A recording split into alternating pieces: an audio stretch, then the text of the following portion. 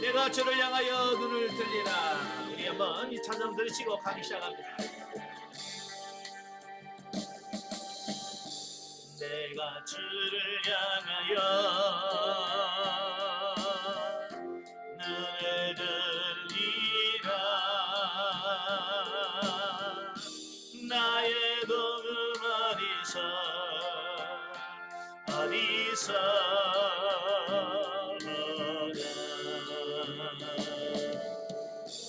천지 만물 지으신 너와 나를 만드신 창조의 주 하나님, 축복의 주 하나님, 부르짖으라 부르짖으라. 너는 내게 부르짖으라. 응답하리라 응답하리라. 그곳 비밀한 길 내게 보이리라. 내가 주를 향하여 감사하리라. 나를 도와주시는 나의 주 성령님, 환난 고통 당할 때 나를 보호하시는 능력의 주 하나님, 생명의 주 하나님, 찬양하여라 찬양하여라. 할렐루야 찬양하여라. 소리 높여서 찬양하여라. 영광 찬양의 주 예수 그리스도. 아멘. 기도하겠습니다. 은혜로우신 아버지 감사합니다. 오늘도 우리를 사랑하셔서 귀한 훈련의 장소로 인도하시고 치료 있게 말씀을 같이 나누며 영성 훈련할 수 있도록 우리셔서 감사합니다. 말씀을 할 때 성령께서 우리 지각을 열어주셔서 알게 하시고 생각나게 하시고 깨닫게 하실 뿐만 아니라 그렇게 사라져지는 데까지 이룰 수 있도록 저들을 도와주옵소서. 하나님, 시작합니다. 마치는 그 시간까지 성령께서 함께 하시고 운행해 주옵소서. 시종을 주님께 맡겨오며 예수님의 이름으로 감사하며 기도합나이다. 아멘.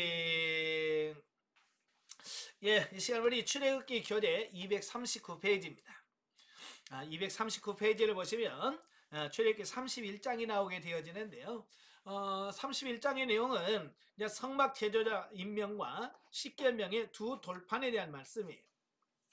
1절부터 11절까지 보면 이제 성막 건축의 주역인 부사렐과 오홀리압을 하나님께서 선택하시고 부르시는 이 장면이 나옵니다. 자, 하나님은요, 하나님의 일을 하실 때 하나님 혼자 독단적으로 일하지 않으셔요. 항상 하나님의 일은 누구를 쓰시냐? 사람을 쓰셔요. 그러니까 항상 하나님은 사람을 통해서 일하셔요. 이게 하나님이, 저는 가끔 그래요. 하나님이 전도하시면 참 잘하실 텐데 하나님은 직접 전도하지 않으셔요. 그죠? 하나님의 종들을 또 백성들을 전도자를 세워서 그들로 하여금 전도하게 하시고 성령께서 그들의 마음을 움직여서 감동감화시켜서 예수를 믿게 하시는 거죠. 그러니까 하나님의 사역은 뭐냐? 항상 뭐냐? 사람을 부르셔서 훈련하셔서 하나님이 쓰시기에 합당한 존재로 세워가는 게 하나님의 일이에요. 그 중에 여러분도 지금 포함된 거예요. 아시겠죠? 하나님도 여러분을 부르셔서 이 영성 훈련을 통해서 하나님께서 쓰실 만한 일꾼으로 만들어 가시는 거예요. 아시겠죠? 그러니까 영성 훈련에서 나는 너무 편해요, 좋아요, 그게 아니라 나를 통해서 하나님의 일할 수 있도록 내가 만들어지길 원합니다 라고 기도하면서 나를 써달라고 기도하시면서 훈련 받으셔야 돼요. 자, 본문에는 이제 성막 건축과 그 기구들의 제작을 위해서 이제 하나님께서 부사렐과 오홀리암 및 또 지혜로운 마음을 가진 자들을 부르십니다. 하나님께서는 당신의 사역자를 부른 데 있어서 가장 두드러진 특징이 뭐냐? 본문에 나타난 바와 같이 그 부르신 자들에게 지혜와 총명을 주셔서 하나님의 일을 충분히 감당토록 하신다는 점이다. 많은 분들이 그래요. 하나님의 일 좀 하시죠. 그러면 아이고 저는 부족했어요. 저는요 너무 모자랍니다. 네. 이렇게 한다면 이게 참 겸손한 것 같은데 겸손하지 않아요. 왜냐하면 하나님은 하나님의 일을 맡기실 때는 그가 감당할 수 있는 능력과 재력과 기술과 모든 것을 다 허락하시고 나서 부르셔서 쓰시는 거예요. 아시겠죠? 그러니까 주님이 나를 부르시면 아이고 나는 부족합니다. 이건 하나님에 대한 믿음이 없는 거예요. 근데 대부분의 사람들은 다 그렇게 얘기를 해요. 사실 저도 신학교 갈 때 참 자신 있게 저요 나를 써주세요 라고 말 못했거든요. 나같이 말도 못하고 나같이 이런 사람을 하나님께 정말 쓰실 수 있을까? 나는 부족합니다. 나는 못하겠습니다 라고 기도하면서 갔거든요. 근데 하나님께서 약속하셨고 말씀하셨고 그 말씀과 약속대로 저를 고쳐주셔서 능력 주셔서 이 사명을 감당케 하시더라고요. 앞으로 여러분도 마찬가지예요. 하나님 여러분을 쓰시겠다고 그러시면 아이고 나는 부족합니다. 다 알아 하나님. 여러분 부족한 거 다 알고요. 여러분 연약한 거 다 알아요. 그럼에도 불구하고 쓰시겠다라고 하실 때는 여러분이 충분히 감당할 수 있다고 주님은 보셨기 때문에 여러분을 부르셨어요. 우리는 아멘 하시고 따라가시면 됩니다. 아시겠죠? 자, 물론 하나님께서는 사역자를 택함에 있어서 일의 특성에 맞도록 각각의 능력과 재능에 따라 선택하신다. 그러나 소명자들은 그들 자신의 유한한 능력과 지혜만을 가지고는 결코 하나님의 거룩한 사역을 온전히 감당할 수가 없다.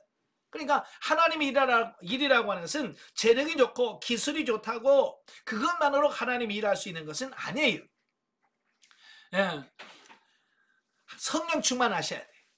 하나님께서 주시는 능력으로 충만해져야 돼. 왜냐하면 우리가 하는 일은 육신의 일이 아니잖아요. 그죠? 교회에서 하는 일은 육신의 일이 아니라 영의 일이에요. 영적 일이라는 말이에요. 그렇기 때문에 우리가 영적인 일을 감당하려면 우리가 성령 충만하셔야 돼요. 주방에서 봉사하실 때도 마찬가지예요. 아이고 밥 하는데 몸으로 때우면 되지. 아니에요. 물론 몸으로 하는 것 같지만 그 성령의 충만함으로 일할 때와 성령 충만하지 않고 몸으로 일할 때는 전혀 다른 거예요. 아시겠죠? 그래서 성령 충만하고 주방에서 일하시면 콧노래를 부르면서 행복해하면서 주의 일합니다. 근데 성령 충만하지 않으면 일하면서 밖으로 깨져요. 그잖아요. 여기서 투덜투덜거리고 저기서 투덜투덜거리고 주방에서 일하다 보면 맛이 있니 없니 짜니 싱겁니 옆에서 그러면 어떻습니까? 짜증나지요. 왜 그렇습니까? 내가 성령 충만하지 않으면 그래요. 그러니까 몸으로 하는 일이라 할지라도 하나님의 일은 항상 성령 충만하셔야 돼. 아시겠죠? 자, 따라서 하나님은 부름받은 자들에게 무엇보다도 먼저 성령 충만케 하사 당신의 사역을 감당케 하신다. 아멘. 특별히 하나님께서 제사장직뿐만 아니라 노동을 통해서 하나님의 일을 하는 자들에게까지 성령을 충만케 하셨다고 하는 것은 하나님의 일을 함에 있어서는 직업에 귀천이 없을 뿐만 아니라 누구든지 성령이 함께하는 자라야 하나님의 성령을 온전히 감당할 수 있다는 사실을 보여준다. 그래서 우리가 하나님의 일을 하면 저와 여러분 누구나 다 성령 충만하기 위해서 늘 기도하셔야 돼요. 왜 기도하라고 하냐면 기도하고 성령 충만은 뗄래야 뗄 수 없는 관계예요. 기도할 때 성령 충만합니다. 그래서 기도하라고 하는 거예요. 자, 그 다음에 이제 12절부터 17절까지 보면 안식일 규례입니다. 자, 보면은 안식일에 관한 규례로서 안식일 규례는 언약 법전과 또 십계명에서 이미 상세하게 언급되었음에도 불구하고 본문에서 또다시 안식일을 언급하고 있는데요. 그 이유는 뭐냐?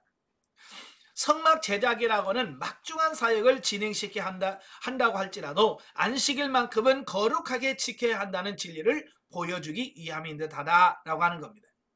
그러니까 성막 짓는 일이 아주 중요하잖아요. 그죠? 아주 중요해. 그렇다고 해서 너무 중요하니까 성막 만들 때는 안식일이고 뭐고 그냥 일단 성막 중요하니까 성막부터 만들자라고 하면 안 된다는 거예요. 예. 그러니까 성막을 만들 일을 하더라도 안식일은 정확하게 지키면서 성막을 만들어야 된다. 그 얘기거든요.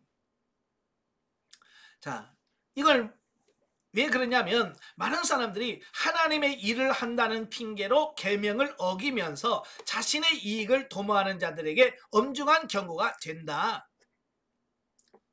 자, 제가 아는 분은 그래요. 주일날도 직장에서 일해요. 그래서 아니 왜 직장에서 일하냐? 그러니까 뭐라고 말하냐면 돈 많이 벌어가지고 선교비 하려고 해요.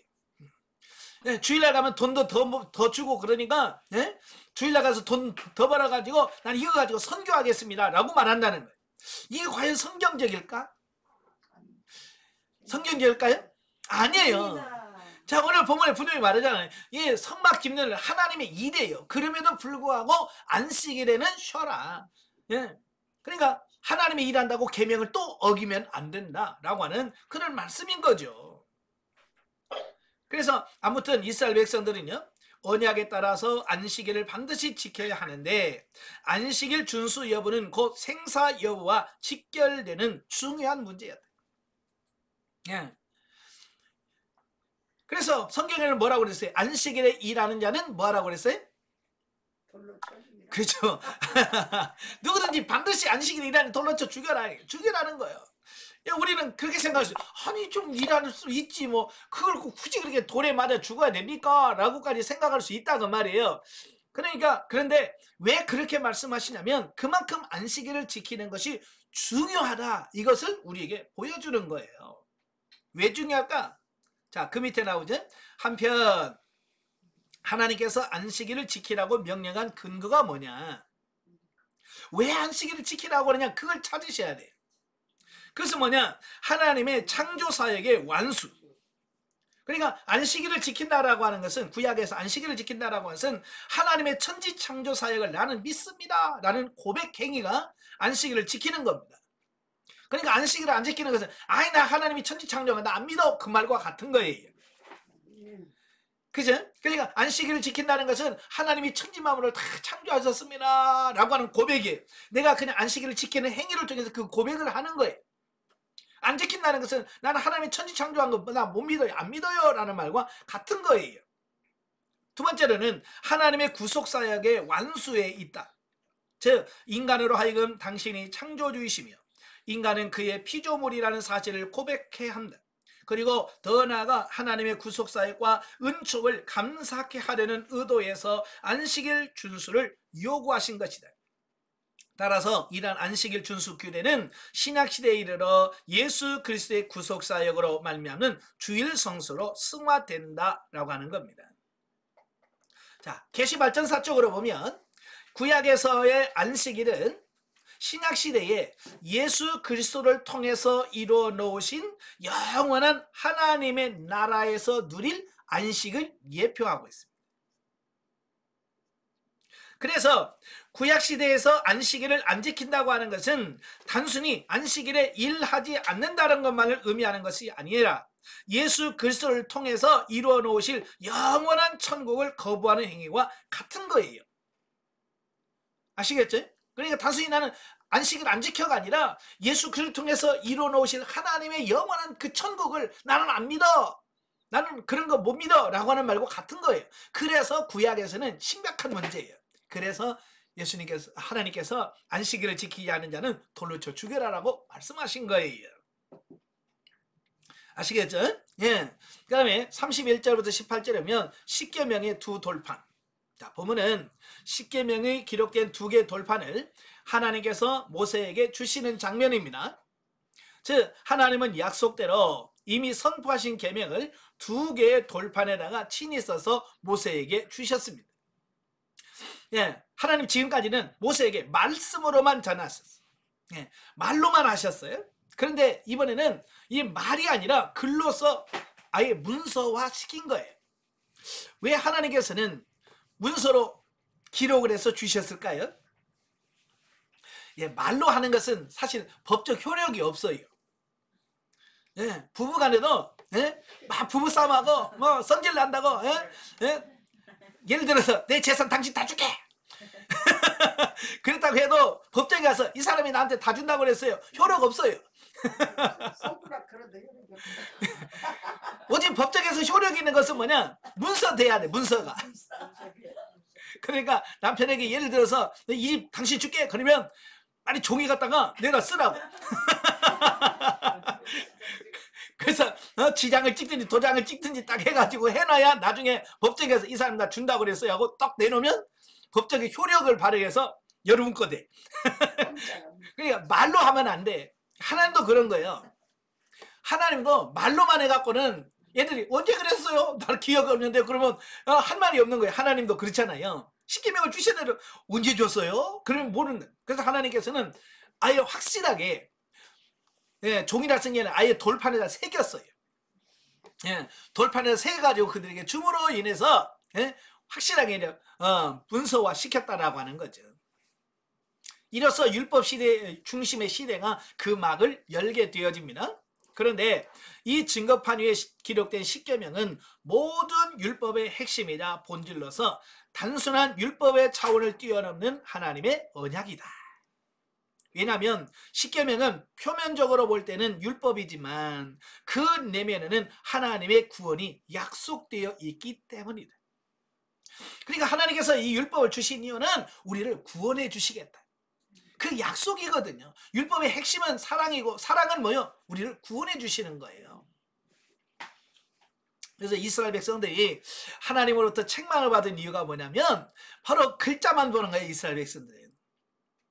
의문, 글자만 보는 거예요. 근데 하나님은 글자 속에 내면에 숨겨져 있는 하나님의 사랑, 하나님의 은혜, 하나님의 구원 이걸 말씀하고 있는데 그걸 그들은 못 본 거죠.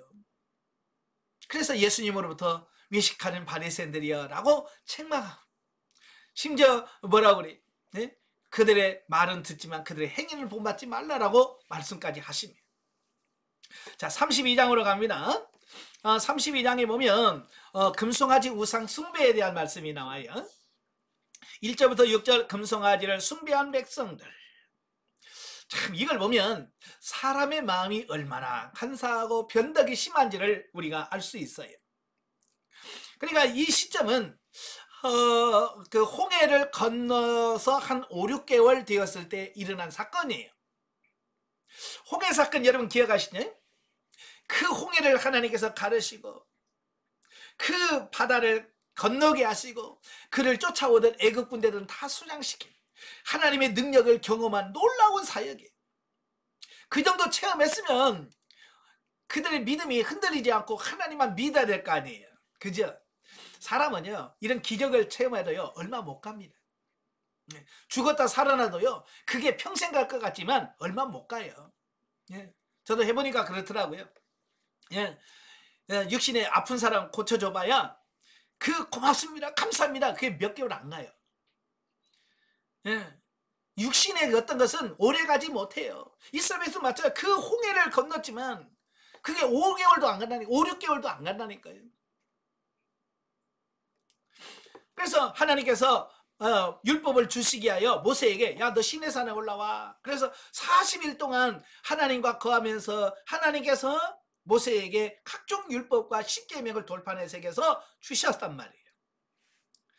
근데 인간들이 시내산 밑에서 기다리다가 안 내려오는 게 40일이 다 됐는데 안 내려오는 겁니다. 그러니까 그들이 뭐라고 그래요? 모세를 대신하여 금으로 금송아리 형상을 만들고 그것으로 그들을 인도할 신으로 삼고 섬기며 숭배했다라고 하는 겁니다. 자, 여기서 육신의 성향은 이런 거예요. 육신의 성향은요 눈에 보여지고 만져지면 믿어요. 근데 눈에 보여지고 눈에 안 보이고요 손으로 만질 수 없으면 잘 안 믿습니다. 그렇잖아요? 그 성향이 있기 때문에 하나님도 안 보이니까 안 믿어. 그래서 자꾸 뭔가 보이는 하나님으로 만들려고 하는 시도를 해요. 그게 눈에 보이는 하나님으로 만든 게 뭐냐? 그게 우상이에요. 모든 종교들이 다 뭐요? 그들만의 신을 만들잖아요. 우상을 만들어요. 절간에 가면 돌을 깎아서 부처를 세워놓습니다. 그게 들어가면 결국은 보이지 않는 신을 형상화시킨 거거든요. 하나님께서 그렇게 하지 말라고 그랬는데도 우리 육신은 자꾸 보이는 뭔가로 만들어야 돼.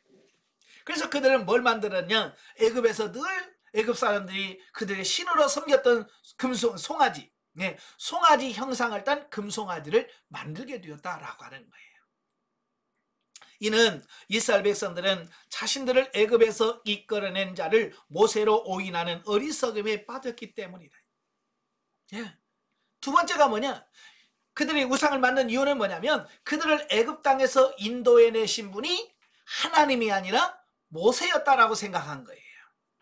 모세는 그저 하나님의 일하는 일꾼일 뿐이지 모세가 끌어낸 건 아니거든요. 그렇잖아요. 모세는 단지 하나님의 명령에 따라서 이적을 베풀게 하고 그들을 이끌어내는 지도자일 뿐이지 모세 자체가 인도한 건 아니에요. 근데 그들은 이 사람인 모세가 했다고 생각한 거예요. 그러니까 모세가 지금 없으니까 이제 하나님도 없고 그러니까 인도할 신을 만들어낸다라고 착각한 거예요. 세 번째로 하나님의 언약적 신앙에 견고하게 서지 못했음을 의미합니다. 그러니까 그들이 출애굽을 했지만 아직 하나님에 대하여 정확하게 모르는 거예요. 그리고 우상을 섬기지 말라는 계명을 명확하게 받았음에도 불구하고 우상을 만드는 것은 그들의 마음이 하나님께로 향하지 않고 강팍했으며 아직까지도 과거 애굽의 우상 문화에 젖어 있음을 뜻한다. 그러니까 애굽에서 벌써 나온 지 5, 6개월 됐는데도 불구하고 그들이 평생을 애굽에 살았잖아요. 그죠? 거기서 물들었던 습관 이런 것들이 쉽게 벗어지지 않아요. 아마 여러분도 어렸을 때 예수 믿는 사람들은 좀 모르지만 중간에 예수 믿는 사람들 보세요. 교회 나온 지 5, 6개월 됐다고 확 변해요? 안 변해요? 변한 거 없어요. 여전히 술 마시고 여전히 담배 피고 놀자니 놀 건 다 놀고 그러면서 주일날 성경책을 끼고 가죠. 그러면서 시간이 오래 가면서 하나님이 하나씩 훈련을 통해서 그런 부분들을 끊게 하시고 그치게 하시고 그래서 우리를 만들어 가시는 거잖아요. 그래서 하나님께서 왜 광야의 훈련을 빡세게 시키시느냐? 바로 애굽에서 가지고 있던 그들의 속성들, 그죠? 습관들 이런 것들을 하나님께서 하나씩 제거시키기 위해서 훈련을 시키셨던 거예요. 오늘 우리도 마찬가지. 하나님이 훈련시키지 않으면 저와 여러분 변화가 될까요? 안 될까요? 안 됩니다. 그래서 하나님께서는 빡세게 훈련시키는 겁니다. 여러분이 강하면 하나님 훈련이 강하실 겁니다.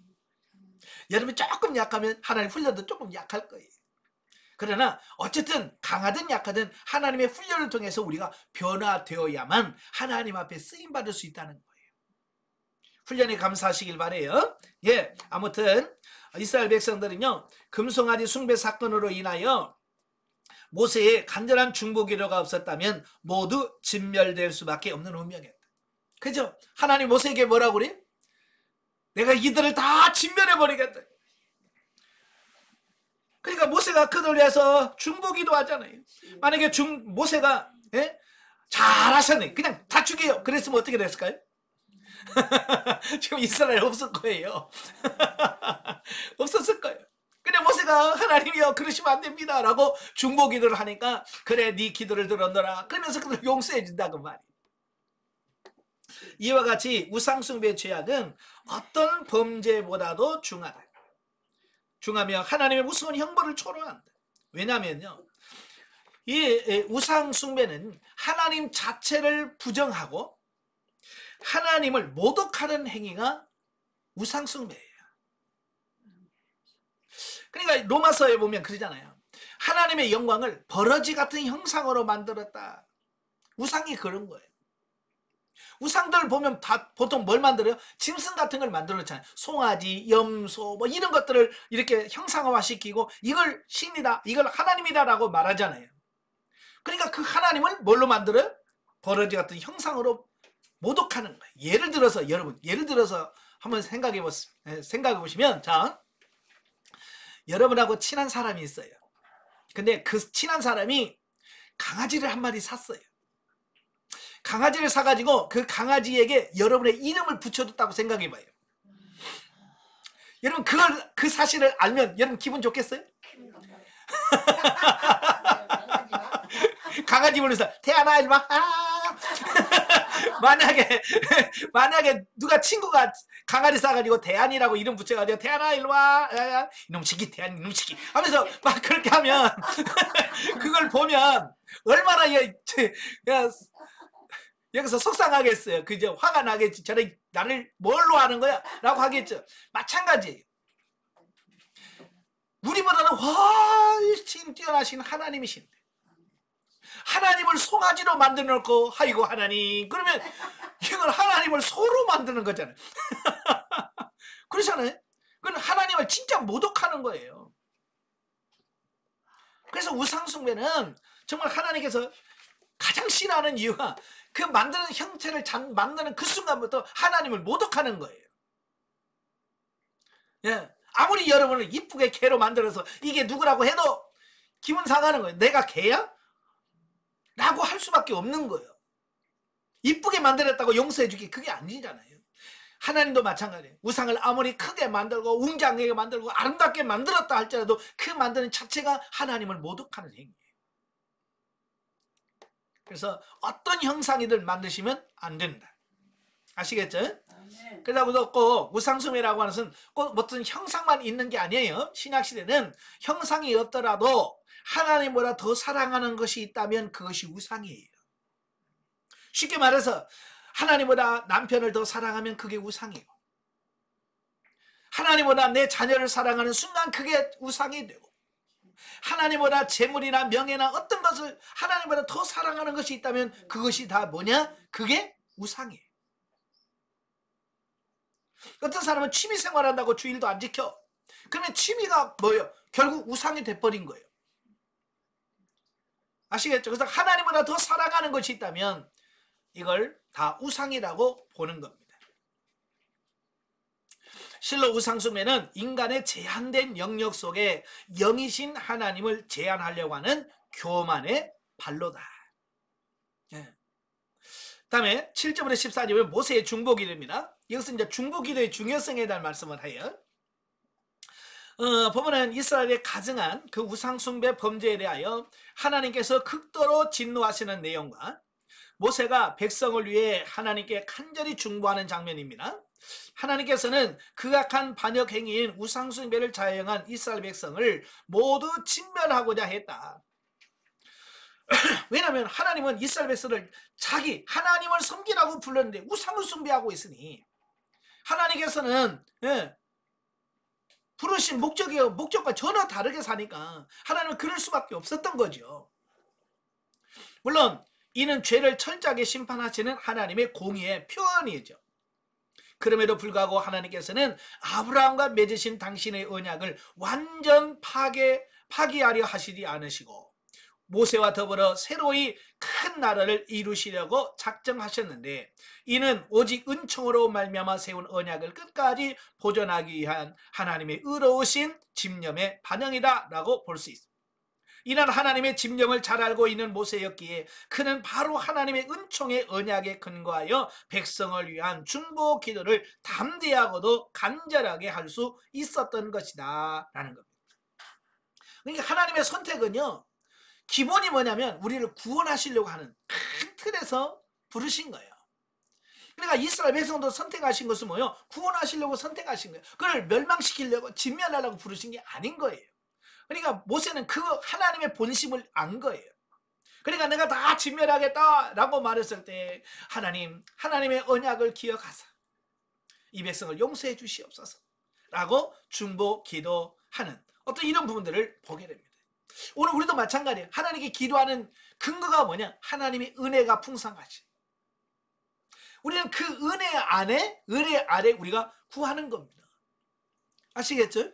예, 만약에 우리가 기도해도 하나님 듣지 아니하시고 회개해도 용서하지 않는다면 굳이 우리가 용서를 안 해주는 그분한테 가서 용서를 빌 이유가 뭐 있어요? 그죠?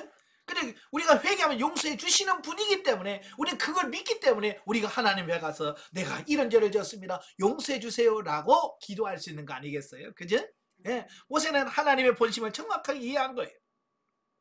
이러한 모세의 간절한 중보기도는 하나님의 불같은 진노를 그치게 했고 그 결과 이스라엘 백성을 진멸을 당할 위기로부터 극적으로 구원할 수 있었다. 이란 의미에서 모세의 중보 행위는 오늘날 예수 그리스도의 사역을 예표한다라는 겁니다. 사실 하나님께서 모세에게 야, 이 백성을 내가 진멸하겠다라고 막 크게 진노하셨잖아요. 그 이유는 물론 이스라엘 백성들의 죄가 크기도 하겠지만 사실은 뭘 의미하냐면 내가 지금 화가 이만큼 났으니까 네가 대신 중보해라. 그러면 내가 용서해 줄게라는 그 의미가 그 속에 담겨져 있는 거거든요. 우리가 창세기 18장 19장에 보면 소돔과 고모라 성이 죄가 관영했을 때 하나님께서 그 성을 멸하시려고 천사를 보내요. 자, 그때 하나님은 그냥 가서 조용히 가서 그냥 소돔과 고모라 성 멸망시켜도 상관없잖아요. 그죠? 근데 굳이 하나님은 아브라함에게 야, 내가 지금 소돔과 고모라 성이 죄가 많아서 내가 심판해야 되겠다라고 말하시는 거예요. 아니 그냥 하나님이 하셔도 나중에 뭐라고 하겠어. 하나님이 하셨다는데 누가 뭐라고 하겠어요. 그런데 굳이 하나님은 아브라함에게 지금 내가 소돔과 고모라 성을 멸하러 간다라고 알려주셔요. 왜? 뭐 때문에? 뭐 때문에? 예, 소돔과 고모라 성을 위해서 네가 중보 기도해라. 그래야 롯이 구원받을 수 있어라고 하는 그 하나님의 마음이 그 안에 담겨져 있는 거예요. 여러분 같으면 어떡하겠어요?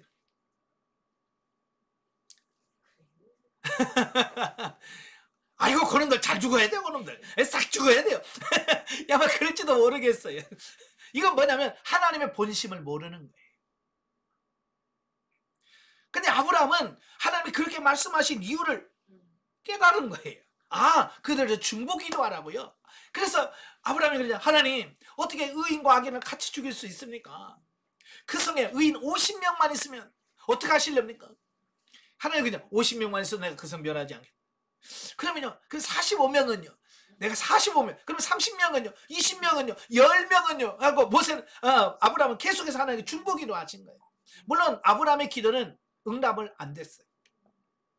왜? 의인 10명이 없었어. 근데 중요한 것은 19장에 하나님께서 소돔과 고모라 성을 멸망할 때에 하나님은 아브라함을 기억하사 롯을 구원해내셨어요. 예. 그러니까 결국 하나님이 아브라함에게 기도하게 하신 이유는 롯을 구원할 근거가 있어야 되기 때문에 아브라함에게 그 말씀을 하셨던 거예요. 오늘 본문도 마찬가지예요. 하나님 그냥 화가 나셨으면 모세 너 가만히 있어. 그럼 가서 그냥 죽이면 되잖아. 근데 굳이 하나님은 내가 이 백성을 다 진멸하겠다라고 막 큰 소리 치시는 겁니다. 왜? 모세에게 나 지금 화났으니까 네가 대신 기도해. 그러면 내가 너의 기도를 듣고 내가 응답해 줄게. 이런 얘기거든요. 아시겠죠? 그러니까 우리가 정확하게 이걸 아셔야 돼요. 제가 어느 분이 저한테 와가지고 집사님이신데 저한테 상담을 하면서 그래, 목사님 저 교회 옮겨야 될 것 같아요. 아니 왜요? 근데 기도하는데 환상이 보였는데 목사님이 강대상에 서 있고 설교를 하는데 이 큰 뱀이 목사님 머리에서 꽈리를 탁 틀고 여기서 혀를 렐랑렐랑렐랑 하고 있더래. 기도하는데 교회에 환상이 그렇게 보이더래. 그래서 야, 이 교회는 아니 사탄이 장가간 교회구나. 이런 교회 다녔다가 내가 구원 못 받겠다. 그렇게 생각하는 거예요. 그래서 교회를 옮겨야 되겠다고 저한테 와서 상담을 하는 거예요. 제가 뭐라고 할게요? 빨리 옮기세요. 그랬겠어요? 하나님이 집사님에게 그걸 보여주신 이유가 뭘까요? 나 살겠다고 도망가라고 보여주셨을까요? 제 생각에는 그렇지 않습니다. 교회를 위하여 목회자를 위해서 기도하라고 집사님에게 보여주신 겁니다. 집사님이 기도하시오. 네. 제가 그렇게 권면했거든요. 그분이 그 교회를 떠나지 않고 기도해서 지금 교회 잘하고 있어요. 예, 이런 거예요. 하나님이 보여주신 것은 분명한 의도가 있는 거예요. 의도가. 예. 가끔 저도 예전에 보면 우리 아이들이 잘못했을 때 얘를 좀 버릇을 고치려면 좀 제가 액션을 좀 크게 취해야 돼요. 그러니까 하지 마라. 그래갖고는 안 돼. 하지 마! 왜? 그래야 걔들에게도 뭔가 콱 가는 게 있잖아요. 그죠? 그 내가 진짜 화가 나서가 아니라 그 아이들을 충고를 줘서 경고를 줘서 하지 못하도록 하는 거고요. 내 의도는 뭐냐면 제 아내 옆에 있는 아내에게 좀 말려주라고. 나 지금 이렇게 화났으니까 좀 말려줘. 이제 그 얘기거든요. 그럴 때 옆에서 그걸 의도를 모르고 저놈들은 더 맞아야 돼요. 그러면 저런 애들 더 맞아야 돼요. 예? 그러면 어떻게 안 되잖아. 이게 안 맞잖아요. 코드가. 아이고, 애들 좀 봐줘요. 다 애들이 그럴 수 있죠. 그래, 엄마 봐줘서 용서하는 거야. 근데 이런 거 있잖아요. 예?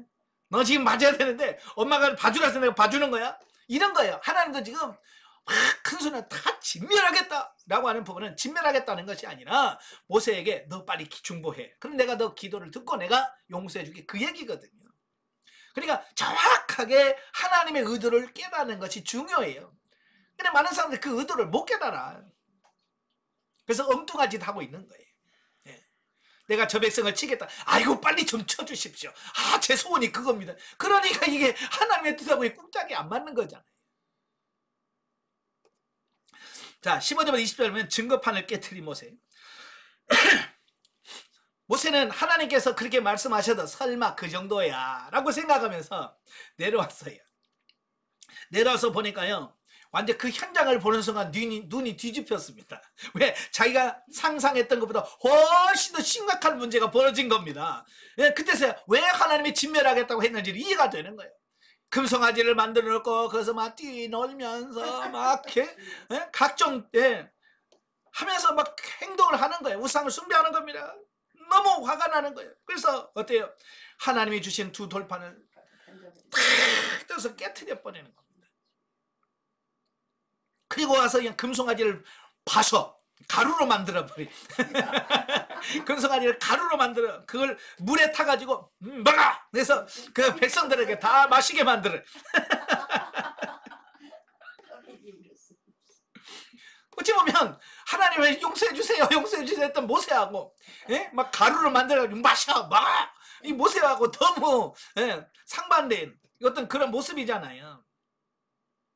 근데 여기서 모세가 분노한 이유는 뭐냐? 이스라엘 민족으로 하여금 우상숭배의 허무함을 철저히 깨우쳐서 하나님 앞에 바로 서도록 교훈하기 위해 합니다. 그냥 단순히 나 화났어가 아니라 너희 우상은 이렇게 무익한 거야. 우상은 아무 능력도 없어. 이렇게 가루로 맞춰도 아무 탈이 없잖아. 아무 힘도 없는 우상을 왜 섬기는 거야? 라고 하는 것을 백성들에게 교훈하고 가르쳐 주려고 하는 거예요. 단순한 혈기 아니에요. 화났어? 이게 아니란 말이에요. 그들로 하여금 우상의 무능함, 우상의 허무함, 이걸 깨우쳐 주기 위한 하나의 이분이에요. 특별히 모세가 백성이 우상 숭배하던 금송아지를 부수어서 이스라엘 백성들로 하여금 마시우게 한 사실은 인간이 스스로의 손으로 만든 우상이 얼마나 무능하고 헛된지를 생생히 깨달도록 하기 위함이었다. 그렇잖아요. 진짜 그 우상이 살아있다면 그렇게 가루로 만드는데 가만히 있겠어요? 그지? 살아있다면, 우상이 정말 살아있다면 가만히 있겠어요? 아니죠. 뭔가 막 징계가 일어나고 막 벼락이 치고 그랬겠죠. 근데 아무 일 없어요. 그러니까 그 우상은 진짜 말 그대로 아무것도 아니다라고 하는 것을 보여준다 그 말이에요. 또 모세가 십계명의 두 돌판을 깨트린 것은 단순히 모세의 의무만을 나타내지 않는다. 모세가 언약의 돌판을 깨트린 것은 하나님과 맺은 언약이 파괴되었다는 사실을 선언하는 표시였다라는 겁니다. 만약에 여러분 집을 팔기로 사고 팔기로 계약서를 썼어요. 계약서를 딱 썼는데 너무 계약이 마음에 안 들어. 그러면 어떻게 해야 돼? 선언을 해야 되니 이거 안 합니다. 이거 계약 무효입니다 라고 계약서를 써서 도장을 찍었더라도 이거 무효 선언을 한 다음에 어떻게 해야 돼? 그 계약서를 갖고 가면 아무리 내가 무효 그랬어도 계약서가 있으면 이건 계속 계약이 유효한 거예요. 어떻게 해야 돼요? 계약서 줘요. 쫙 찢어서 없애야 이 계약이 진짜 파기돼서 없어진 거예요. 마찬가지예요. 모세도 와서 보니까 이미 계약은 깨졌어. 제1계명에 나 외에 다른 신을 섬기지 말라 그랬는데 신을 만들어 섬겼다네. 이 제2계명 너는 어떤 영상이든 만들지 말면 거기 절하지 말면 섬기지 말라고 내 지금 난리 냈잖아요. 이 계약은 이미 깨진 거예요. 근데 그 계약서를 가지고 있으면 뭐가 돼요? 그 계약서에 따라서 내가 벌을 받아야 돼. 책임을 져야 되는 거예요. 그러니까 모세가 이건 하나님, 이건 계약 없는 거예요. 이건 깨진 거예요. 라고 하는 상징적 의미가 뭐예요? 십계명을 깨트린 것을 통해서 그 효력을 정지시키는 그 효력이 있는 거예요. 아시겠죠? 어떤 분이 그래요. 모세는 하나님이 써준 것을 깨트렸어. 이거 경고망동했대. 이렇게 해석을 하신 분이 계시더라고요. 난 그분은 성경을 어떻게 보는지 모르겠어요. 모세가 화 때문에 혈기 때문에 절대로 깨트린 게 아닙니다. 분명하게 이건 언약은 파기된 거예요. 라고 하는 그 근거를 말씀하기 위해서 깨트렸다라고 하는 이런 부분인 거죠. 만약에 그렇지 않았다고 한다면, 두 돌판은 그대로 갖고 있었다면 이스라엘 백성들은 하나님의 언약대로 보응을 받았고요. 그들은 극악무도한 숭배의 죄악으로 인하여 모두 형벌을 면치 못했을 거예요. 그러나 긍휼의 하나님께서는 언약의 두 돌판을 깨트리게 하심으로써 그 언약을 파괴하시고 이스라엘을 구원하셨을 뿐만 아니라 그들을 다시 회복시키고자 하셨다라는 겁니다. 자, 21절 24절 아론의 변명입니다. 이래 우상숭배 행위에 대하여 모세의 책임 추궁을 받은 아론이 백성의 지도자로서 우상숭배에 대한 죄악을 철저히 참여하고 용서받으려 하기보다는 우상숭배가 악한 백성들의 요구로 인하여 어쩔 수 없는 결과였다라고 주장을 합니다. 이게 아론의 변명이죠. 나는 안 하려고 했는데 이 백성들이 악한 거 알잖아요. 네? 이 백성들이 하자고 그래서 내가 금을 불에다 탁 던졌더니 금송아리가 탁 튀어나오더라고요. 이런 거예요. 이게 말이 됩니까? 지도자라면 책임져야 될 거 아니에요. 그죠? 변명하면 안 되잖아요. 그러나 아론의 이러한 변명은 어떻게든 책임을 면해보고자 하는 궁색한 궤변에 지나지 않았다. 왜냐하면 아론은 백성들의 요구를 책망하고 타이르기보다는 오히려 그들을 두려워하고 그들과 동아리여서 우상숭배에 앞장섰기 때문이라고 하는 겁니다. 여기서 아론은요, 목숨을 걸고 이건 안 된다라고 했어야 돼. 그죠? 근데 아직 아론도 그만한 믿음이 없었던 거예요. 그래서 그 백성들이 요구대로 한 거죠. 근데 성경에는 안 나옵니다만은 그 훌이라고 하는 사람이 나오죠. 훌이 누구냐면 모세의 누나인 미리암의 남편이에요. 그리고 그 아말렉 족속과 전쟁할 때에 아론과 훌 같이 산에 올라가서 모세가 기도할 때 한 손을 붙들고 같이 기도했던 사람이 훌이에요. 전설에 의하면 이때 훌은 아론은 금송아지를 만들어라 그 허락했지만 이 훌은 사람 백성들한테 절대로 안 된다. 우상숭배는 하나님이 만들면 안 된다라고 해서 거기서 죽임을 당했다라고는 전설이 있습니다. 이건 어디까지 전설입니다. 성경에는 없어요. 자, 넘겨서 자, 아론은 출애굽 당시에는 모세의 대언자로 또 누구보다도 하나님의 뜻이 무엇인지 분별할 만큼 위치에 있던 지도자였다. 따라서 아론은 변명으로 책임을 회피하려고 하기보다는 즉시로 하나님께 회개하고 용서를 구해야 함이 마땅했음에도 불구하고 그는 자신의 죄악을 회개하기는커녕 도리어 변명에 일관했기에 큰 수치를 당했음은 물론 하나님께 죽임까지 당할 뻔했다. 이런 사실은 회개의 중요성을 다시 한번 깨닫게 해준다. 그러니까 우리가 잘못했다고 하면 인정하고 바로 하나님께 회개하셔야 돼. 그러면 하나님께서는 용서해 주십니다. 아시겠죠? 근데 사람들은 이 죄인은 자꾸 숨기려고 해요. 속성상 숨겨요. 그리고 자꾸 변명을 합니다. 그리고 합리화시키려고 그래요. 그러지 마세요. 25절부터 29절까지 보면 우상숭배자들 도륙함. 자, 모세는 하나님께 백성의 죄악을 용서해달라는 중보기도 했음에도 불구하고 백성들 가운데 팽배해 있는 죄의 씨앗을 제거하여 전체 이스라엘 전체를 정결케 하기 위하여 여호와 편에 서 있는 자들로 하여금 우상숭배와 밀접히 관련되어 있는 백성 3,000명을 도륙합니다. 그 가루로 만들어서 백성을 먹이고도 그게 해결이 안 되는. 그래서 모세가 이스라엘 백성을 향해서 여호와 편에 서 있는 사람 나와라 그랬어요. 여호와 편에 있는 사람 나와. 그런데 아무도 안 나오는데 누구만 나오냐면 레위 지파가 나왔어요. 여러분 사실 레위 지파는요 저주 받은 지파예요. 창세기 49장에 보면 야곱이 그의 12아들을 다 축복해주고 미래를 예언해주잖아요. 그럴 때 루벤 지파 저주받았어요. 그죠? 시몬 지파 저주받았고요. 레위 지파 저주받았습니다. 그래서 하나님이 너희를 저주할 것이고 너희를 하나님 흩어버릴 것이다 라고 했어요. 그런데요 레위 지파는 바로 여기서 여호와 편에 선 자 나와. 그러니까 레위 지파가 딱 나왔어요. 그때 하나님이 비록 저주받은 지파지만 그때 하나님이 그들을 들어서 그래 네가 나 편에 선다. 내가 너를 쓰겠다. 그래서 바로 레위 지파가 하나님의 일하는 하나님의 수종드는 중심적 지파를 이때 맡게 됩니다. 그래서 우리가 다른 지파들은 다 우상숭배해도 레위 지파는 우상숭배 안 하고 하나님 앞에 서 있는 편에 서서 그들을 진멸하는 일에 앞장섰어요. 하나님은 이런 사람들을 들어 쓰시는 겁니다. 근데 시몬 지파는 똑같이 저주받았는데도 불구하고 그런 게 없어요. 끝까지 회개를 하지 않아요.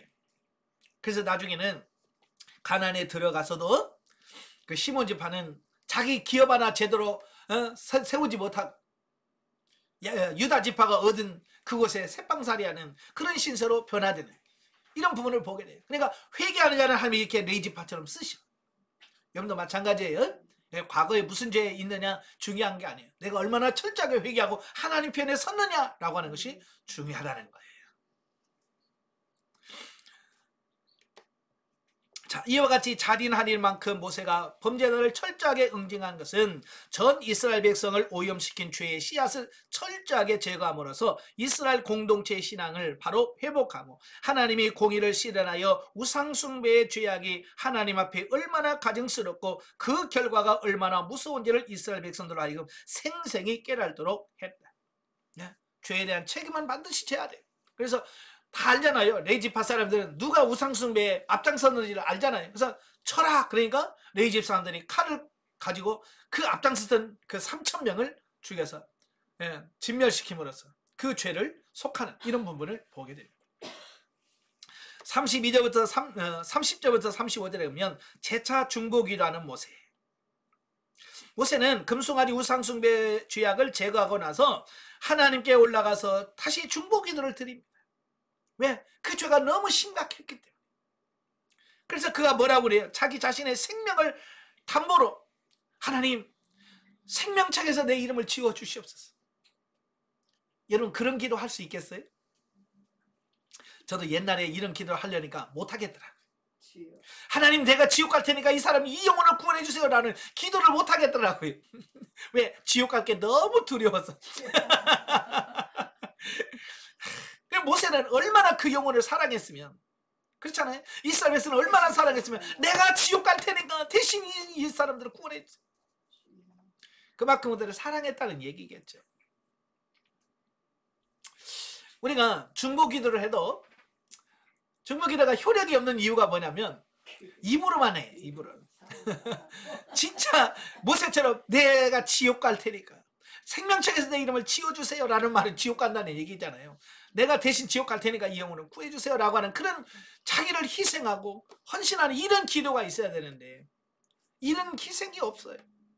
그냥 입으로만 그냥 형식적으로 하니까 그런 중보기도가 힘이 없고 능력이 없는 거예요. 영적에 보면 여기서 이스라엘 백성들이 모세가 하나님의 말씀을 받으러 간 사이에 자기를 위하여 우상을 만든 사건이 나온다. 그들의 부패와 목이 곧은 교만은 결국 하나님의 진노의 대상이 되었다. 아론과 훌은 모세가 부재 중일 때 그의 일을 대행하는 지도자였다. 그런데 그들은 패역한 백성들과 편승하여 죄악과 타협하는 실수를 범하였다. 참된 지도자는 모세와 같이 마음이 강팍한 자들을 하나님의 말씀을 지키고 하나님 나라에 들어갈 수 있도록 인도할 수 있어야 된다. 그러니까 참된 지도자는 다수 의견을 따라서 가는 게 아니에요. 한국교회도 참 문제가 많은 게 뭐냐면 다수의 의견을 따르는 겁니다. 자, 손 들어보세요. 네. 아이고 이쪽이 맞네요. 그럼 이쪽으로 합시다. 자, 그런단 말이에요. 물론 그게 진리가 아닌 이상은 그럴 수 있어요. 그러나 진리적인 부분은 정말 다수가, 절대 다수가 그거를 요청한다 할지라도 진리라고 하면 no 할 수 있어요. 이게 지도자인 거예요. 예. 예를 들어서 이런 거예요. 예를 들어서 우리 교회 강대상에다가 부처를 하나 세웁시다.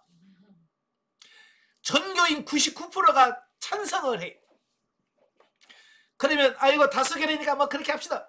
이게 지도자가 할 일입니까? 아니잖아요. 이건 절대로 그럴 수가 없습니다. 강대상에 돌 붙여 세우려면 나를 죽이고 가시오. 이렇게 해야 돼. 그러잖아요. 그렇게 해서 그걸 막을 수 있어야 이게 참된 지도자 아닙니까? 그죠? 다수 의견이 아니라 진리를 따라 사는. 여러분도 진리를 따라 움직이는 여러분 되시길 바래요. 아시겠죠? 자, 33장으로 갑니다. 33장은 하나님의 동행 허락과 모세의 하나님 영광 목격입니다. 1절부터 6절 하나님 가나안 동행을 거부하시는 하나님. 참 본문에 보면 하나님도 참 재밌으신 분이에요. 내가 용서해 준다 그래놓고는 모세에게 뭐라 그러냐면 야 빨리 가나안으로 올라가라. 근데 나는 안 간다. 하나님도 삐지셨어. 올라가. 그러고 나는 안 갈 테니까 니네들이 가. 이런 거예요. 예. 물론 하나님의 마음이 옹졸해서 밴댕이 소알딱지 같아서 그런 건 절대로 아닙니다. 예. 하나님이 그렇게 말씀하실 수밖에 없는 게 뭐냐면 그 이스라엘 백성들의 그 타락한 본성, 변덕이 심하고 이런 것 때문에 그런 거예요. 하나님이 같이 갔다가는 다 죽을 것 같아요. 그죠? 죄 지을 때마다 하나님께 진멸하고 죄 지을 때마다 하나님 징계하고 그러면요 정말 다 죽일 것 같거든요. 그래서 모세에게 야 나 안 갈 테니까 야, 네가 데리고 올라가라 라고 말한 거거든요. 자, 이걸 보면서 하나님은 끝까지 사랑, 그렇게 하나님이 그렇게 했음에도 불구하고 어때요? 결국은 용서해 줬지만 그들이 나중에는 그 계수함을 받은 사람 중에서 여호수아와 칼렙 외에는 가나안 땅에 들어간 사람이 없었습니다. 네. 결국 두 사람 외에는 강에 다 죽었어. 여러분 하나님과 동행하려면 내가 변화돼야 돼. 아멘. 내 자신이 변화돼야 돼. 그래서 하나님과 동행해도 그래야 내가 하나님의 복을 받는 거지. 내가 변화되지 않으면 하나님과 동행하면서 돈이 하나님의 마음을 아프게 하고 상하게 하고 하나님의 징계를 받을 수밖에 없습니다. 네, 여러분 자신이 변화되길 바래요. 자, 7절부터 13절에 보면 모세의 기도와 간구. 자, 우상숭배 결과 하나님께서는 이스라엘 백성들과 동행하기를 거부하심으로써 이제 백성들은 앞길을 스스로 개척해 나가야 하는 비참한 운명에 처하게 됩니다. 자, 그러나 하나님이 함께하지 않는 삶은 무의미하다는 사실뿐만 아니라 가나안의 정복이라는 사역 또한 불가능하다는 사실을 누구보다도 모세는 잘 알고 있었기에 모세는 본문에 나타난 바와 같이 하나님께 임재하실 임재 장막을 만든 후에 하나님이 이스라엘을 용서하고 함께 동행하시도록 전심전력하여 기도했다라는 겁니다. 그러니까 안 가겠다 보니까 모세가요 하나님이 우리와 함께하지 않으시려면 차라리 우리를 이 광야에서 올려보내지 마세요. 이 말이 무슨 말이에요? 하나님 없는 가나안은 무슨 의미가 있겠어요? 차라리 하나님과 함께하는 이 광야가 하나님 없는 가나안보다 훨씬 낫습니다 라는 그런 신앙 고백인 거예요. 만약에 하나님이 여러분에게 내가 너와 함께 있겠다. 근데 가난해. 내가 너와 함께 안 해도 너는 가난하게 살아야 돼. 근데 내가 너와 함께 하지 않을 텐데 내가 너를 부자로 만들어줄게. 여러분 어떤 걸 원하십니까? 하나님 없는 부자를 원하세요? 하나님 없는 가난을 원하세요? 하나님 함께하는. 예? 대문이 많아서 하나님 필요 없고요. 돈만 줘요. 하나님 필요 없고요. 나 대통령 만들어줘요. 이렇게 우리는 하나님 없는 이 땅에 어떤 이걸 추구하는 이건 본질을 몰라서 그래요. 정말 행복은 뭐예요? 하나님과 함께하는 거예요. 모세는 그걸 알았던 거예요. 아무리 적과 꿀이 흐르는 가나안 땅이라 할지라도 하나님 없으면 의미가 없어. 그래서 모세가 하나님 없는 가나안이 무슨 의미가 있겠어요? 하나님이 같이 가셔야 됩니다. 안 가시려면 차라리 광야에서, 아무것도 없는 이 광야에서 하나님과 같이 살겠습니다 라는 신앙 고백이 있는 거예요. 지금 여러분의 신앙 고백이 그런 고백이 되셔야 돼요. 아시겠죠? 하나님 없이 건강하면 무슨 소용이겠습니까? 하나님과 함께해서 이렇게 병든 자리로 난 하나님과 함께하는 이게 더 좋아요. 하나님은 부자가 무슨 의미가 있겠어요? 나는 가난하게 살아도 나는 하나님과 같이 살겠습니다. 이런 신앙 고백이 필요하다. 아멘. 이런 고백 하셔야 돼요. 예. 제가 가끔 누가복음 19장 부자와 나사로 이야기하면서 부자로 살기를 원하세요? 나사로처럼 살기를 원하세요? 라고 질문하면 대답을 안 해주세요. 왜? 거짓 나사로로 살자니 너무 고생할 것 같고, 그죠? 그렇다고 부자로 살자니 지옥 갈 것 같고. 그래서 머리를 써서 살아서는 부자고요, 죽어서는 나사로요, 이제 그런단 말이에요. 예수님이 분명히 말했잖아요. 하나님과 재물을 겸하여 섬길 수 없다. 두 개를 같이 동시에 섬길 수가 없다는 거예요. 우리는 하나님을 선택해야 된다면 하나님과 함께하는 가난, 하나님과 함께하는 고난을 선택할 줄 아는, 그게 진짜 믿음인 거예요. 모세가 그걸 깨달았던 거예요. 그래서 하나님께서 동행하는 복이 가장 큰 복이에요. 그래서 성경에 보면 하나님께서 축복하죠. 사람을 축복하고 민족을 축복할 때 항상 가장 큰 하나님의 축복 선언을 할 때 항상 쓰는 말이 있어요. 내가 너와 함께 하겠다. 이게 가장 큰 복이에요. 근데 많은 사람들은요, 그거 말고요, 돈요. 하나님과 함께하는 이게 가장 큰 복인데. 그래서 마태복음 28장에 20절에 세상 끝날까지 내가 너희와 영원히 함께하겠다. 이게 예수님의 가장 큰 축복 약속이에요. 근데 그 말씀을 들으면서 우리는 보통 뭐라고 생각해? 에이 뭐 함께 있어봐야 뭐. 함께 있는 복이 얼마나 큰 복인지, 임마누엘의 복이 얼마나 큰 복인지를 이해하시기를 바라요. 아시겠죠? 예. 그 다음에 14절부터 23절에 보면 하나님과의 관계 회복, 모세가 이렇게 자기 자신의 생명을 내걸고 하나님께 기도하니까 결국 하나님은 모세의 기도를 들으시고 응답하셨습니다. 알았다, 내가 같이 가게. 네. 그래서 하나님께서는 모세의 그 간절한 기도, 그것을 들으시고 응답해 주셨습니다. 자, 오늘 우리도 마찬가지예요. 우리가 기도하는데 왜 우리가 기도하면 왜 하나님이 이렇게 안 들어주실까요? 모세의 기도는 이렇게 착착착 다 들으시는데 왜 우리 기도는 안 들으실까요? 왜 그럴까요? 모세처럼 이타적이고 헌신적인 기도가 아니에요. 자기중심적인 기도, 나만 잘되게 해달라고, 나만 축복해달라고 하는 그런 이기적인 욕망, 욕심의 기도가 있으니까 우리는 그런 은혜를 못 누리는 겁니다. 여러분도 희생하시고 헌신한 기도하시길 바라요. 그 다음에 그가 하나님 앞에 뭘 기도합니까? 하나님의 영광을 보여달라는 기도를 하잖아요. 예. 자, 34장으로 가시면 모세의 2차 시내산 40일 기도와 새로 받은 십계명 두 돌판입니다. 1절부터 28절에 보면 언약의 회복입니다. 그러니까 앞에서 32장에서 금소가니 우상 숭배로 인하여 하나님의 언약이 파괴됐잖아요. 그죠? 예. 그런데 모세가 생명을 건 중보 기도를 통해서 그 파괴된 관계가 다시 회복되어지는 장면이죠. 그래서 회복되었다는 증표로 하나님께서는 모세에게 다시금 뭐래요? 야, 돌판을 2개 만들어 갖고 올라와라. 내가 다시 계명을 써줄게 라고 말합니다. 그래서 모세는 2 돌판을 가지고 산 위에 올라갑니다. 자, 이건 뭡니까? 아까도 말했죠? 계약서가 있어야 계약이 성립이 되잖아요. 근데 먼저 썼던 걸 깨트렸으니까 파기됐잖아요. 파기된 걸 다시 하려면 어떻게 해야 돼요? 그 찢어진 거 다시 뭐 붙입니까? 아니, 그럴 수 없잖아요. 다시 써야죠, 다시. 그죠? 새로운 계약서 갖다 놓고 탁 써고 도장 찍고 해야 되는 것처럼 하나님께서 모세에게 다시 십계명을 정확하게 기록을 해서 줌으로 인하여 그 계약이 파괴되던 계약이 다시 재성립되어진다고 하는 것을 보여주는 거예요. 예, 그리고 하나님은 시내산에서 모세에게 당신의 이름과 속성을 계시한 후에 이스라엘 백성들을 대표하는 모세와 언약을 체결하십니다.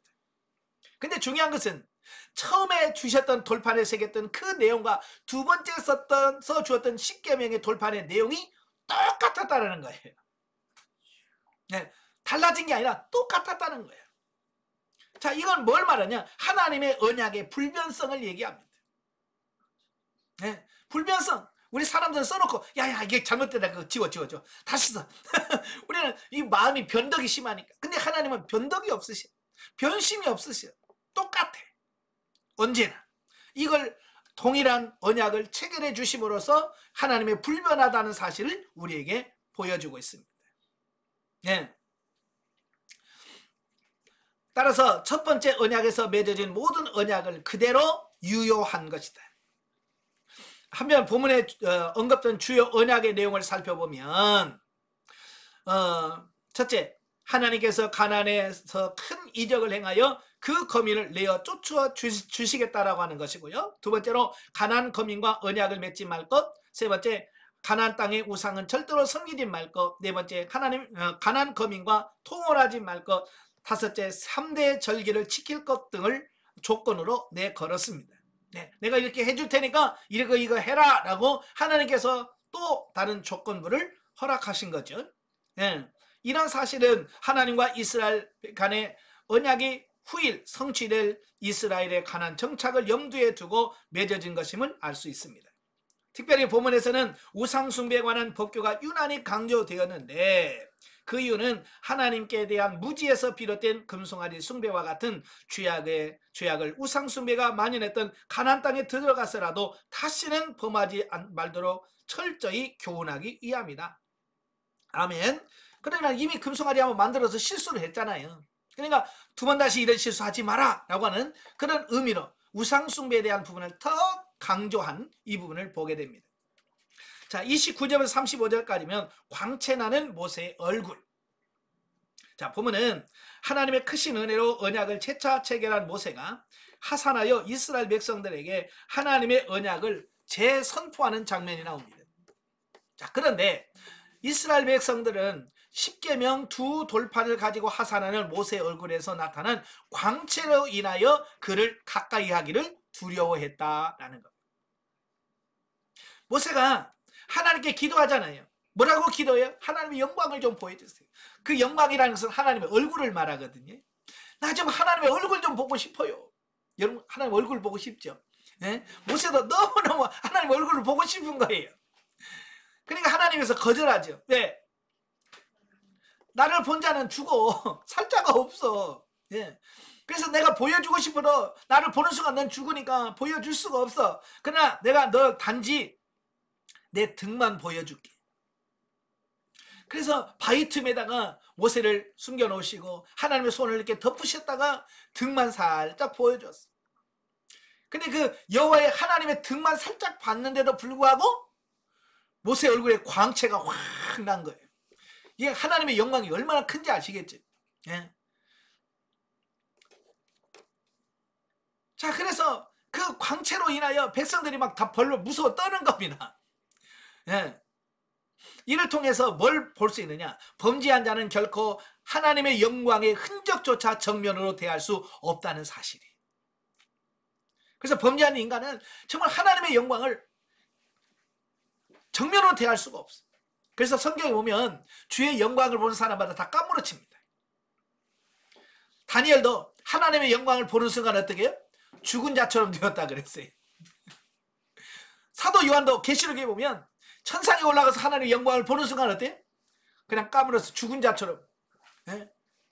그러니까 천사가 깨우잖아요. 그러니까 마치 잠에서 깨는 것처럼 깨어나.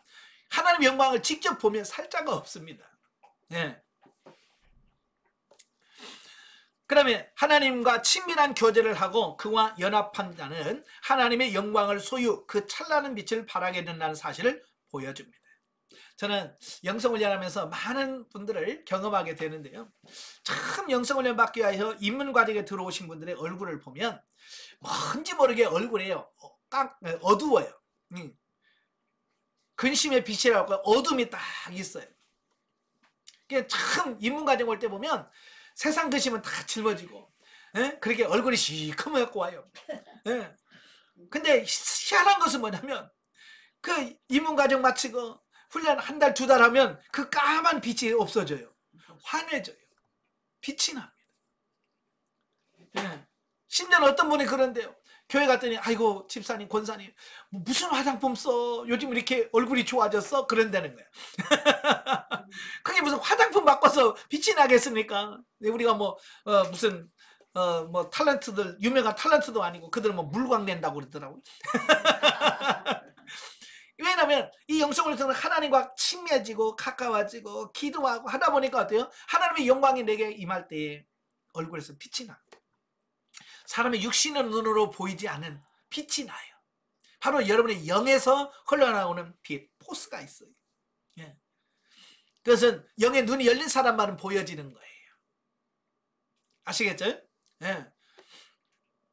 자, 본래 인간은 하나님의 형상으로 창조되어 하나님의 영광을 소유했었고 그로 인하여 항상 찬란한 광채를 바라는 존재들이었지만 인간이 하나님과 친밀한 교제를 나누지 못하고 하나님의 영광에 참여하지 못하는 존재로 전락하고만 까닭은 인간의 죄와 허물 때문이다. 예. 사실 우리는 아담이 범죄함으로 인해 하나님의 영광과 멀어졌잖아요. 따라서 인간이 하나님과 관계를 회복하고 그 영광을 소유하기 위해서는 무엇보다도 먼저 하나님과 인간 사이에 놓인 죄와 허물의 장벽을 제거하는 일이 가장 시급하다. 아멘. 예. 그래서 여러분이 철저하게 하나님과 나 사이에 가로막혔던 죄의 담을 허물고 하나님과 모세처럼 대면하여 친구가 대면하여 얘기했던 것처럼 하나님과 대면하여 얘기하면 여러분의 얼굴에 광채가 나는 귀한 역사가 있기를 바라요. 아시겠죠? 예. 훗날 사도 바울은요, 모세가 수건으로 광채나는 자신의 얼굴을 가린 행위를 영광스러운 복음의 빛을 깨닫지 못하고 율법에만 사로잡힌 유대인들의 그 몽매한 상태를 비유하고 있다라고 하는 거예요. 모세는 그래요. 잠시 있다가 사라질 그 영광에 사람들이 마음 뺏기지 않도록 하기 위해서 사람들 앞에서는 어때요? 수건으로 가려. 예. 그래서 하나님 앞에 들어갈 때만 수건 벗고 들어가고 사람들 앞에서는 수건을 씌우는 어떤 이런 모습으로 이런 행위를 했죠. 자, 영적에 보겠습니다. 28절에서 모세가 하나님의 말씀대로 다시 계명들을 새로 기록하는 내용이 나옵니다. 이스라엘 백성들은 모세의 인도함에 따라 광야 생활 속에서 하나님의 법을 반드시 지켜야 한다는 것을 배우게 됩니다. 마찬가지로 영적 여정을 가는 우리에게 과거의 습관을 끊고 이해되지 않는 여러 가지 환경을 통해서 말씀을 지키는 것이 어렵지만 영육 간의 신령한 복을 받을 수 있는 자로 세우시기 위하여 하나님을 알고 진리의 법대로 지키는 자가 되도록 여러 가지 환경을 조성하신다라는 겁니다. 우리는 가끔 내가 당하는 여러 가지 환경과 고난을 바라보면서 왜 나에게만 이런 고통이, 왜 나에게만 이런 고난이 왜 있어야 되나 라는 그런 생각을 고민을 하게 될 거예요. 그죠? 근데 그 여러분의 주변에 있는 여러 가지 고난, 환경은 결국 뭐예요? 나를 변화시키기 위한 하나님의 사랑의 손길이라는 거예요. 그래서 우리는 고난에 감사하고 환경에서 하나님의 뜻을 찾고 감사하면서 살아가는 저와 여러분이 되어야 됩니다. 아멘. 예, 그래서 불평하지 마세요. 원망하지 마세요. 늘 감사하면서 가십시오. 자, 35장입니다. 자, 35장은 성막 제작의 준비. 지금까지는 이론적인 이렇게 만들어라라고 계시를 받은 부분이라면 이제 본장부터는 이제 드디어 공사 실제 공사가 이루어지기 시작하는 그 단계를 말합니다. 자, 1절 3절에 보면 거듭 강조된 안식일 규례. 이미 출애굽께서 안식일을 지켜라 라고 하는 말은요 여러 번 했어요. 16장 5절, 그 다음에 21절부터 29절, 또 20장 8절부터 11절, 31장 11절부터 17절, 또 34장 21절에서 이미 안식일을 지켜라, 안식일을 잘 지켜라 라고 하는 말을 이미 말씀하셨어. 그럼에도 불구하고 또다시 안식일 준수 명령을 또 하는 겁니다. 자, 이렇게 거듭거듭 말씀한다라고 하는 것은 뭘 의미하겠어요? 그게 중요하다. 네, 중요하다라고 하는 것을 의미하겠죠. 자, 안식일 준수는요, 모든 언약을 포괄하는 대표적인 계명으로서 하나님의 언약 백성이 반드시 지켜야 할 가장 기본적인 율법이기 때문이다.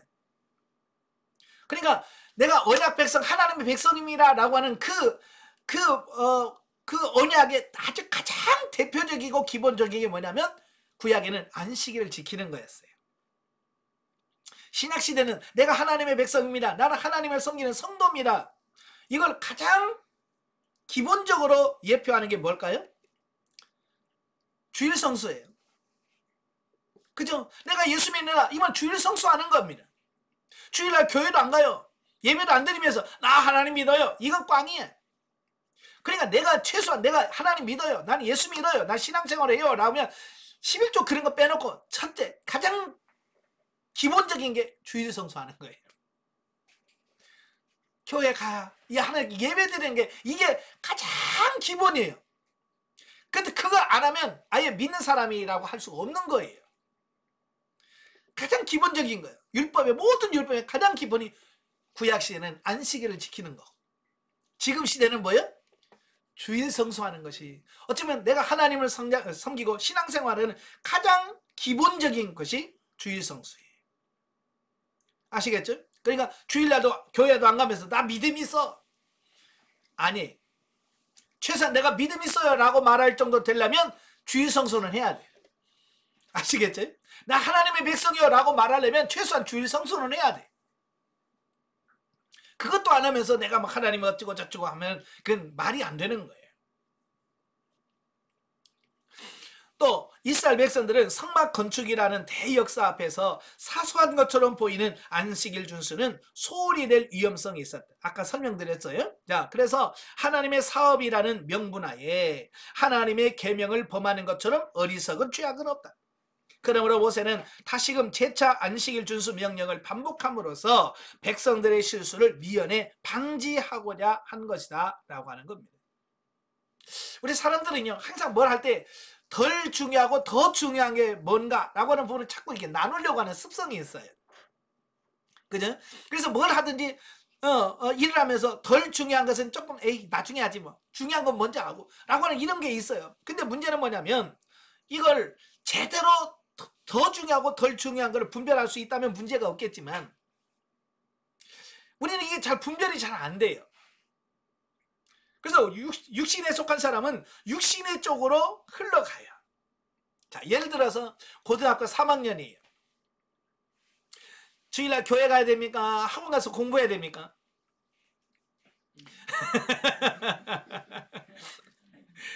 예, 우리는 고3 없으니까 뭐 그냥 아유 교회 가야죠 라고 합니다. 그냥 막상 자녀가 고3 딱 되면 야 예배 더 중요한데 야 공부가 더 중요하지 않냐? 네 인생에 이제 이렇게 바뀌어버리는 거예요.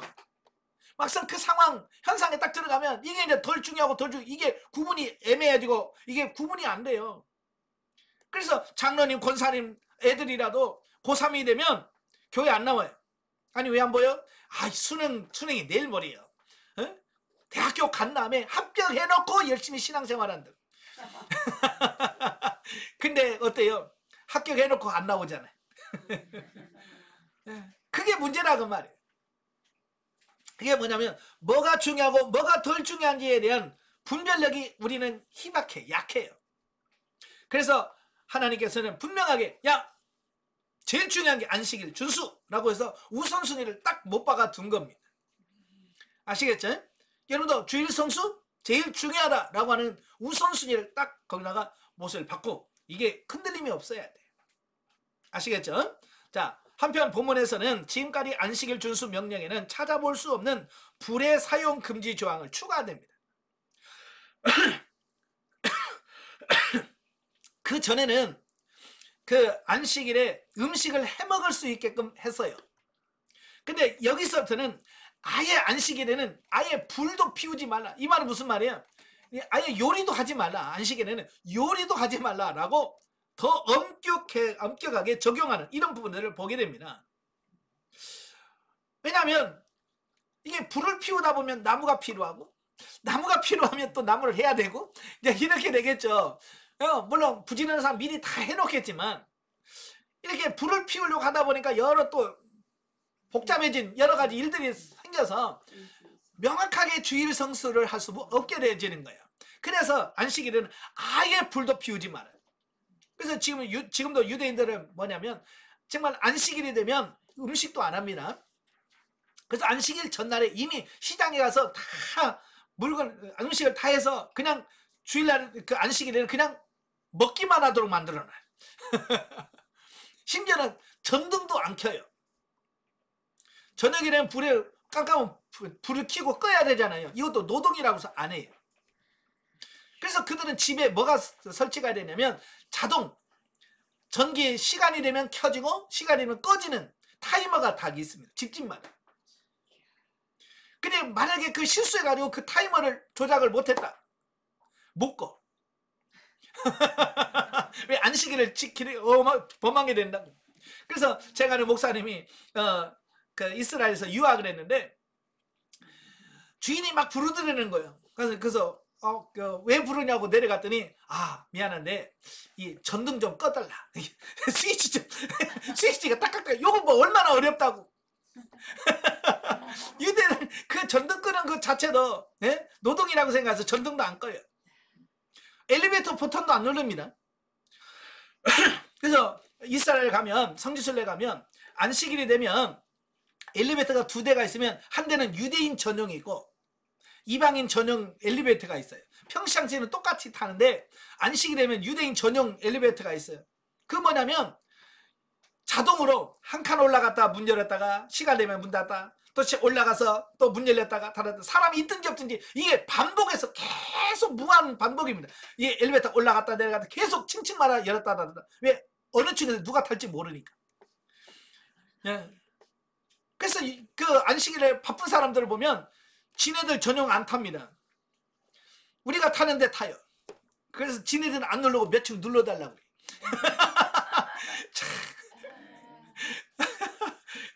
그걸 보면서 이거 칭찬을 해야 되는 건가?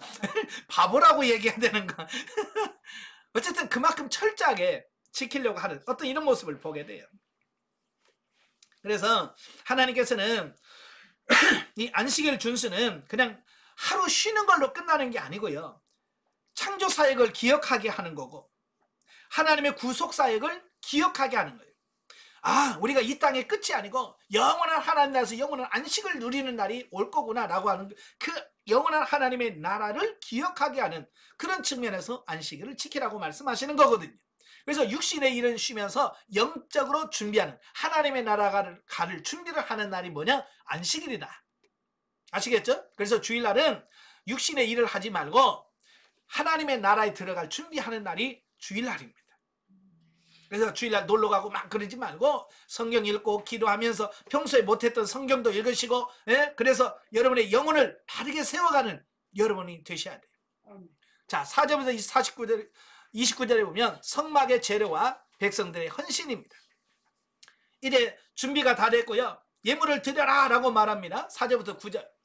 그러니까 막 백성들이 예물을 가져옵니다. 근데 아무거나 가져오면 안 돼요. 하나님께서 탁탁 금, 은, 동, 나무, 그 다음에 청색, 홍색, 자색, 실 이렇게 또 보석 하나님이 딱 지명해 줍니다. 이게 하나님의 일이라는 것은 내 마음대로 하는 게 아니라 하나님의 말씀대로 하는 거예요. 또 억지로가 아니라 자원해서. 아시겠죠? 자원하는 마음으로 해야 되고 또 하나님의 일할 때는요 모두 차별이 없어요. 남녀 신분의 차이가 없어요. 그저 내가 하나님의 일하고 싶습니다 하면 누구든지 와서 하나님 앞에 봉사할 수 있도록 하나님께서 길을 열어주셨다라고 하는 사실이에요. 그 다음에 30절 35절에 보면 성막 건축자의 부름. 이미 지시한 바대로 모세가 성막 건축을 위하여 부사렐과 오홀리아 및 마음이 지혜로운 자들을 불러 책임을 맡기는 장면이다. 성막 건축 사역을 맡기려면 먼저 그가 하나님의 지혜 은사를 받았는 것 그리고 그 마음에 하나님의 일을 하고자 하는 자발성이 있는가를 살펴봐야 됩니다. 왜?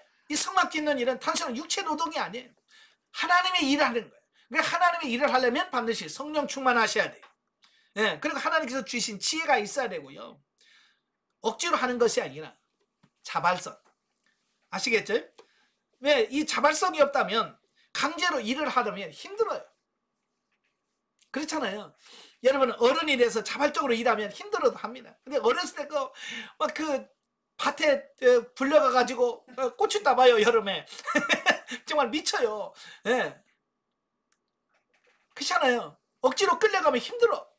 오늘 우리도 마찬가지예요. 주일하면서 억지로 끌려가서 하지 마시고 정말 자발적으로 하나님께 감사하는 마음으로 우러나오는 마음으로 주의 봉사하신 여러분 되시길 바랍니다. 예. 자, 그러나 모세는 이미 하나님께서 부르실 자가 누구이며 또한 그들에게 하나님께서 지혜와 자원하는 마음을 주신다는 것을 알았다. 그러기에 모세는 하나님의 뜻만을 전하고 그들로 하여금 기꺼이 하나님의 일을 하도록 명하셨고 결국 부름을 받은 자들은 그들의 업무에 충실하여 성막 역사를 완벽하게 필하였다라는 겁니다. 하나님께서 다 일꾼 세워주셨습니다. 물질도 다 이미 준비해 놓으셨습니다. 그래서 이제 하나님의 일 하게 하셨어요. 이제 여러분도 이 훈련을 통해 준비되어서 하나님의 일할 때 주여 나를 써주세요 라고 주님 앞에 차원에서 드려서 여러분을 통해서 하나님의 역사, 일이 되어지시기를 주님으로 축원합니다. 기도하겠습니다. 하나님 아버지 감사합니다. 오늘 이스라엘 백성들이 정말로 하나님 앞에 우상을 숭배하며 범죄했을 때 징계를 받고 하나님의 심판을 받은 것을 봅니다. 우리도 이 땅에 사는 동안 범죄하지 않게 하옵시며 우리 하나님의 말씀에 순종해가는 우리가 되어질 수 있도록 도와주시옵소서. 예수님의 이름으로 감사하며 기도합나이다. 아멘. 하나님께 드립니다.